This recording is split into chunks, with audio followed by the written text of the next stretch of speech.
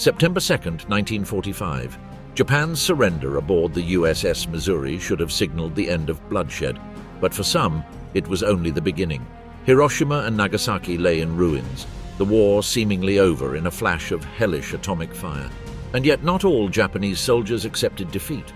Some, hardened by years of brutal combat, chose a different path, refusing to surrender, slipping into the shadows to continue their fight.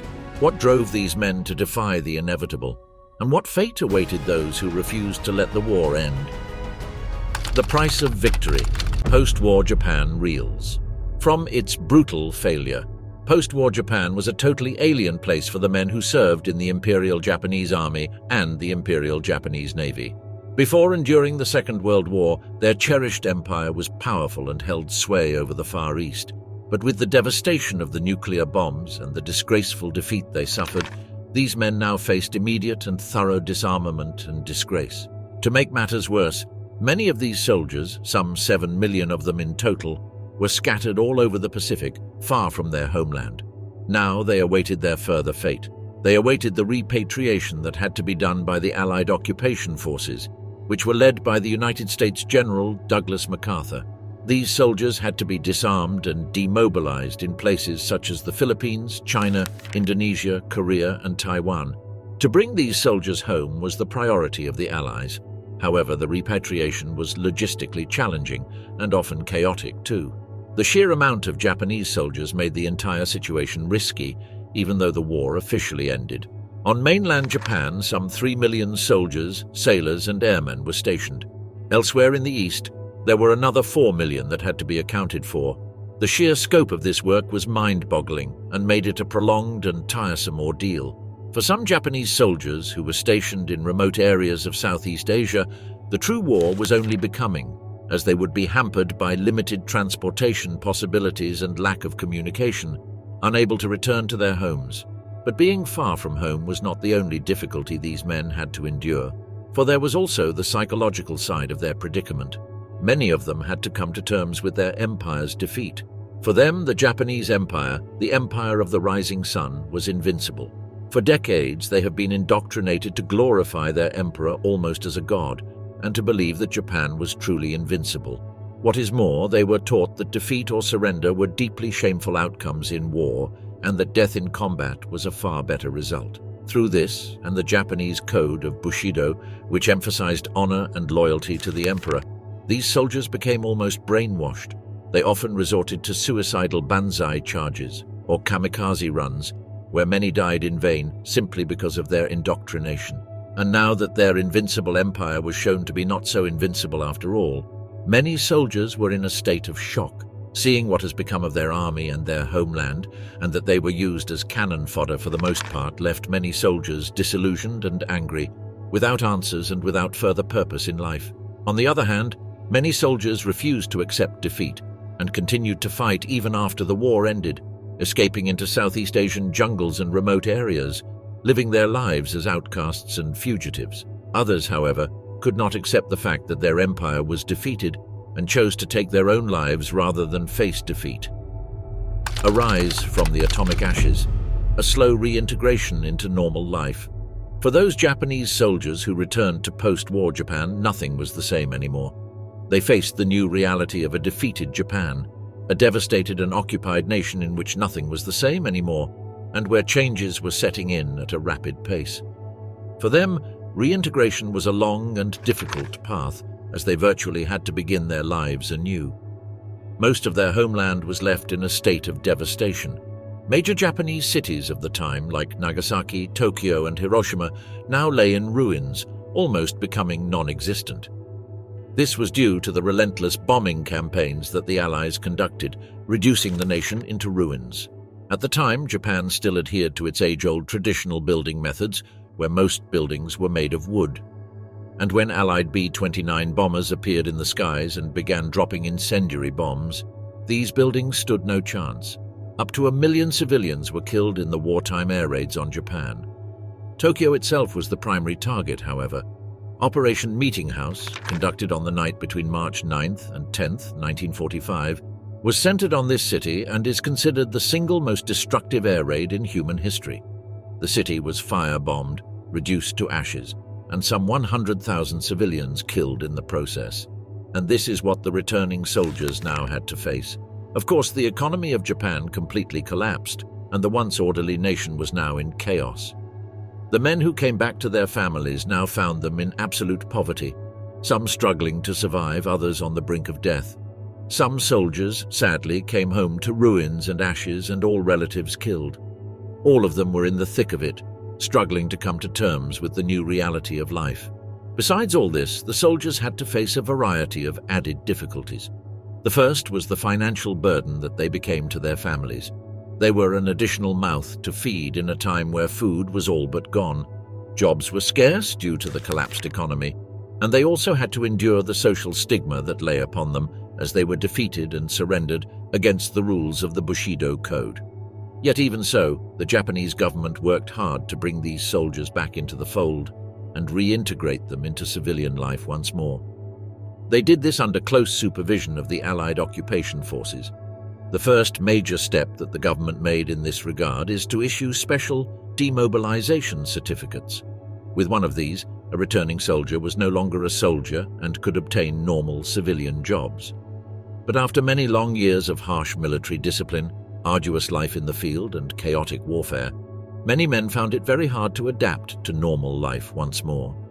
After all, the post-war society in Japan was somewhat chaotic and moved fast, while life in the army was rigid and followed a strict set of rules. But this was not all they had to face, because many of the wounds of soldiers are not on their bodies, but in their minds. The Japanese soldiers, known for their ferocity in combat, now had to struggle with the emotional and psychological wounds that haunted them even after the firing stopped. With the assistance of the Allied occupation forces, the Japanese government had to take care of this as well. They established welfare programs that were aimed at supporting war veterans. Sadly, due to the struggling economy of the time, these programs were hardly adequate, as the government had to focus elsewhere, especially towards rebuilding the said economy and reconstructing the devastated nation. After all, many disregarded the human side of the Japanese soldiers, their feelings of guilt and defeat, the overwhelming shame and stigma, and their emotional and societal challenges. In the grasp of the enemy, the prisoners of war and their sad fate.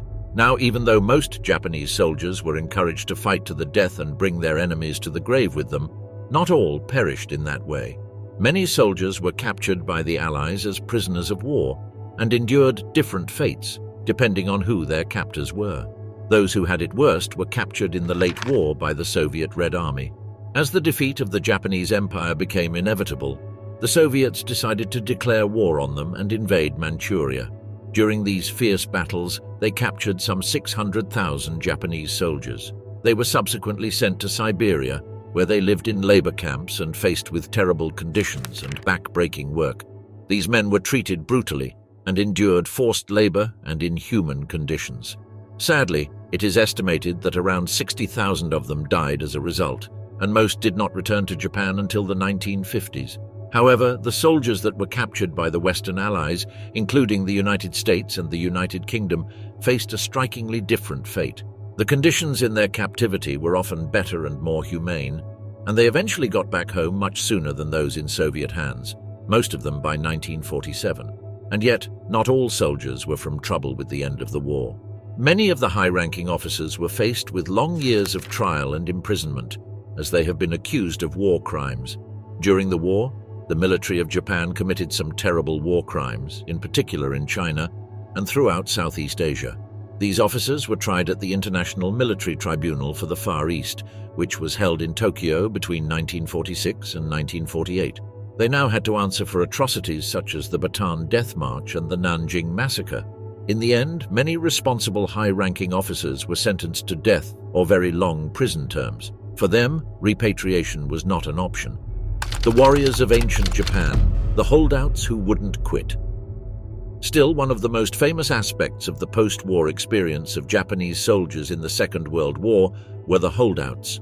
These were the soldiers who refused to acknowledge the surrender of the glorious Japanese Empire. Instead, these men continued to fight from the shadows, not accepting that World War II was over.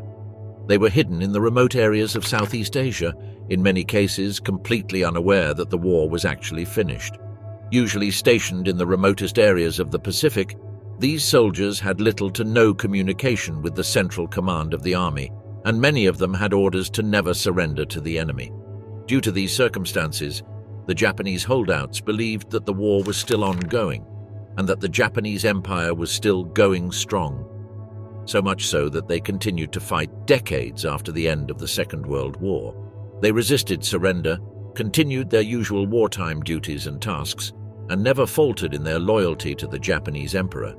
Their experiences are the ideal insight into the mentality of the Japanese soldier in this era, and the sheer vastness of the Pacific and the isolation of some of its corners.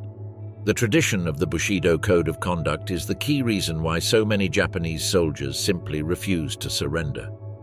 Loyalty and honor were held in high regard amongst these warriors, and a strict code of conduct was shared amongst all the enlisted men.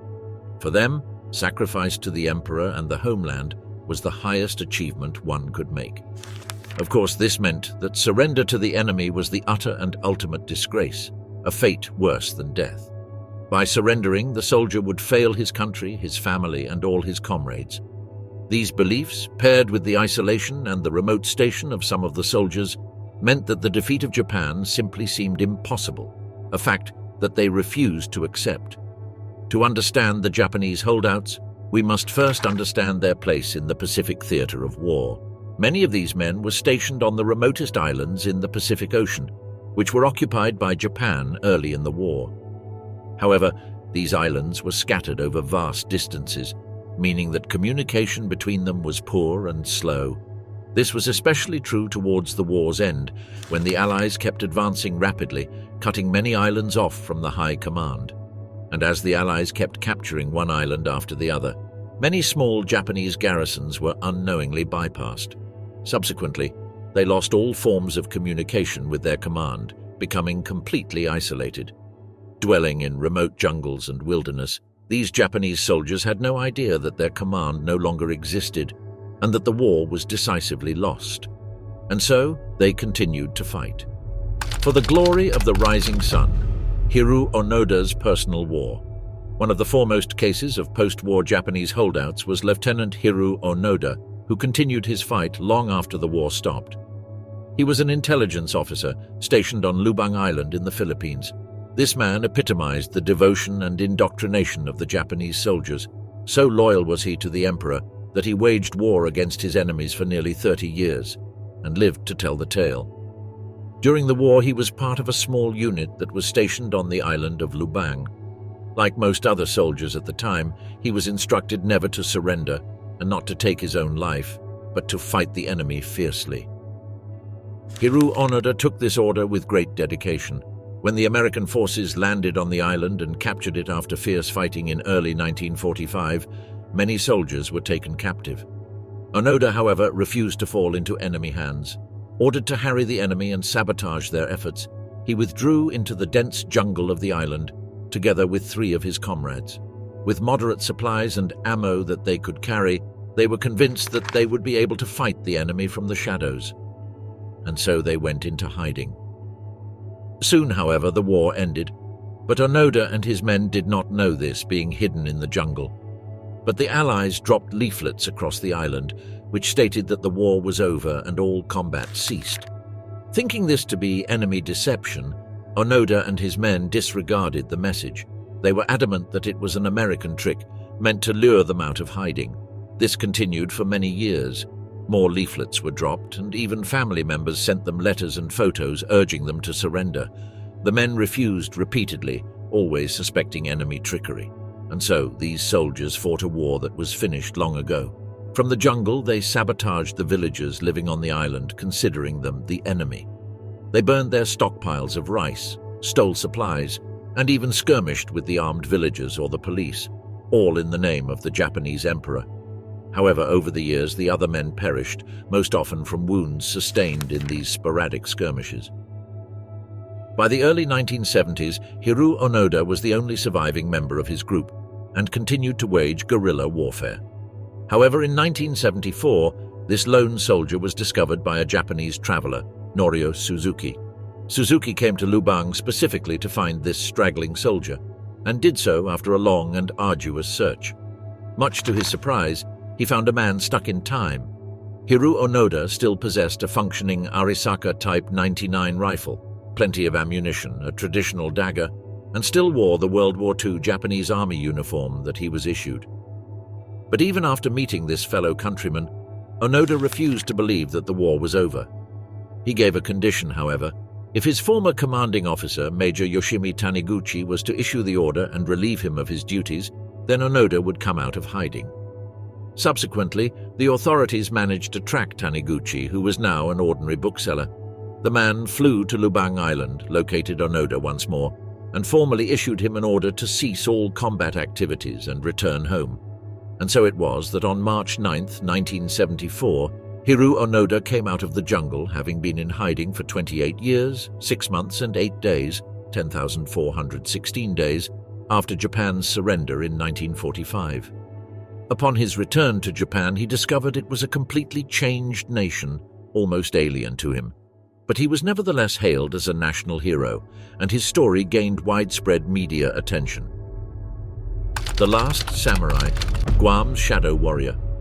And yet Onoda was not the last of the Japanese holdouts, because even when this man had surrendered, other Japanese soldiers still waged war, decades after its end. One such man was Shoichi Yokoi, a Japanese soldier that was stationed on the island of Guam. He was one of the last 3 holdouts, surviving in hiding for 28 years after the war's end. Holding the rank of corporal, he was a part of the Japanese garrison stationed on the island of Guam. In 1944, the American forces invaded and won a hard battle. But Yokoi fled, much like Hiroo Onoda did in 1945. With a group of 9 soldiers, he went into the deep jungles of Guam, deciding not to surrender and to lead guerrilla warfare for his nation.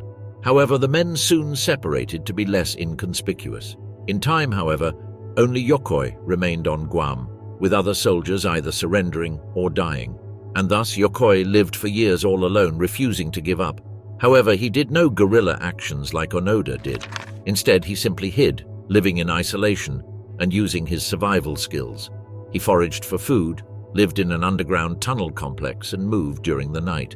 In 1972, however, he was discovered accidentally by a group of fishermen. Fearing for his life, he attempted to fight them, but was soon overpowered and taken to the local authorities.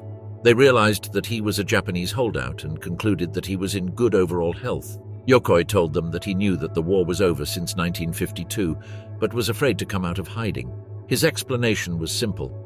We Japanese soldiers were told to prefer death to the disgrace of getting captured alive. In 1972, Shoichi Yokoi returned to his homeland after nearly 30 years.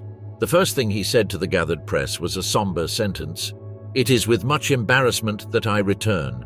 He was truly ashamed, as the old indoctrination still remained in him. His story became an enduring symbol of the unwavering loyalty of the Japanese soldiers. Shoichi Yokoi later got a chance to visit the grounds of the Imperial Palace, where he exclaimed, "Your Majesties, I have returned home. I deeply regret that I could not serve you well.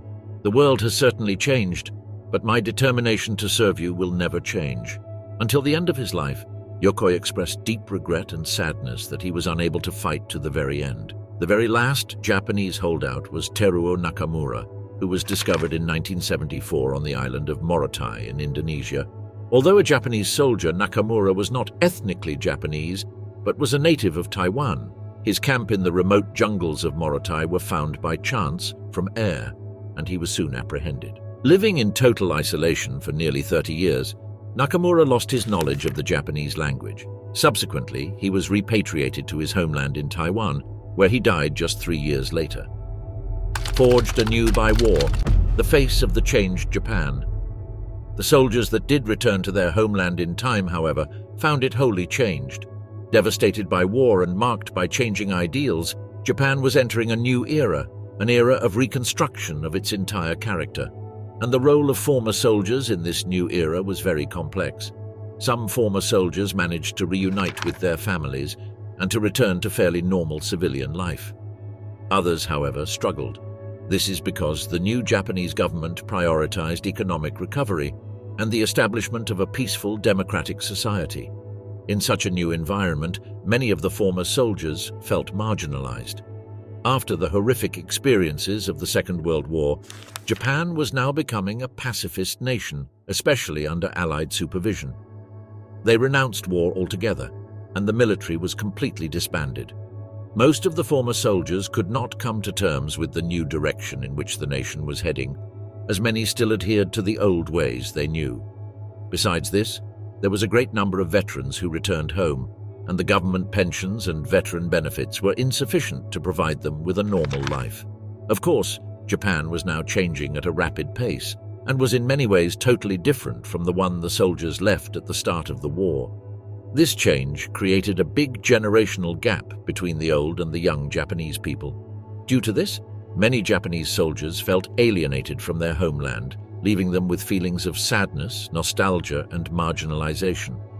What is more, these men felt a deep and ingrained hatred of Allied occupiers, especially the Americans, their old enemies. They felt that the rapid changes in Japanese society and their distancing from the old traditional values were all made under American influence.